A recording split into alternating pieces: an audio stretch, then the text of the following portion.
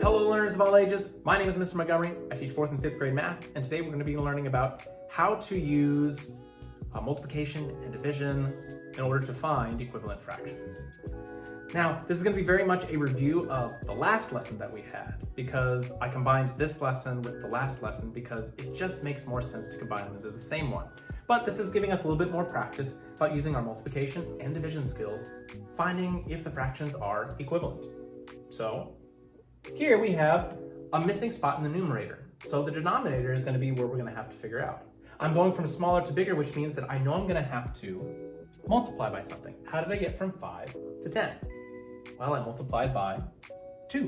Whatever I do to the denominator spot, I'm also going to have to do to the numerator spot. So now, 4 times 2 is 8. There you go. So 8/12 is equivalent to 4/5. Let's do another example. I have 3/5 is equal to something over 55. Well, I know I have both my denominators. About mixed up those two words together.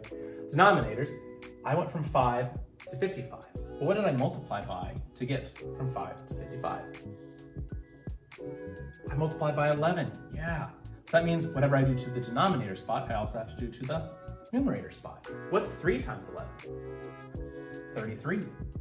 So now I have 33 55ths is equivalent to 3/5. Let's do one more practice problem. I have 6 20ths is equal to something tenths. We don't know what it is. I have both my denominators, and I'm missing my numerator. But I notice that my denominator goes from a bigger denominator to a smaller denominator. What do you think that means? It means that we're going to be dividing. How did I get from 20 to 10 by dividing? I divided by 2. Excellent. Another way to think about it is 10 times something is 20, or 20 divided by something is 10. So whatever I do to the denominator, I also have to do to the numerator. 6 divided by 2 is 3. So 3/10 is equal to 6/20. Now 4th graders, in your homework, they're going to be asking you to do one extra thing. They're going to have a fraction here. And it's your job to find 2 fractions that are equivalent. So what do you want to multiply 2/7 by?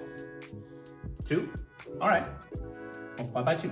2 times 2 is 4, and 7 times 2 is 14. 4/14 is equal to 2/7. Well, let's do one more. I could multiply this times 2, but I could also multiply 2/7 times 10. Okay. If I do times 10, 2 times 10 is 20, and 7 times 10 is 70. So I have my 3 fractions that are all equivalent to one another. All right, my 4th grade friends, if we take a look at page 143 in our workbook, we will see that we're going to be doing practice problems number 1 and number 3. The directions say complete the equivalent fractions by finding the missing blank in the numerator or denominator spot. So I have 5/6 is equivalent to something 18ths.